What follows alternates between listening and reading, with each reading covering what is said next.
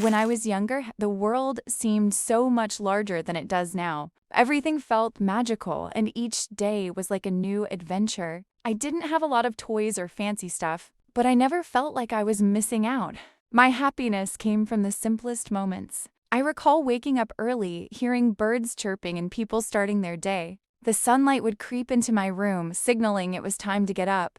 I took my time. There was no rush, no pressure, and no long to-do list. The only thing on my mind was, what fun will I have today? In the afternoons, I loved playing outside with my friends. We'd run around, laugh, and sometimes get into silly arguments over things that didn't matter. The ground was warm, our clothes would get muddy, and we'd be sweaty, but none of that bothered us.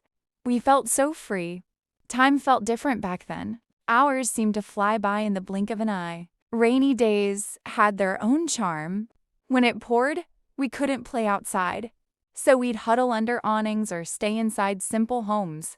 We listened to the rain tapping on the ground while the adults shared stories from their past. I didn't always catch everything, but I loved hearing those tales. They sparked my imagination about a world much bigger than my own. Of course, my childhood wasn't all sunshine and rainbows. I'd sometimes get in trouble for being careless or making mistakes, and there were moments when I felt down if things didn't go my way.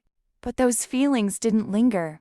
A kind word, a warm meal, or even a small treat was enough to lift my spirits. Life felt lighter back then. As a kid, I never thought about what the future held. I didn't worry about success, money, or what others expected of me. I just lived in the moment, enjoying what I had and doing what felt right. Now that I'm an adult, life is a whole different story.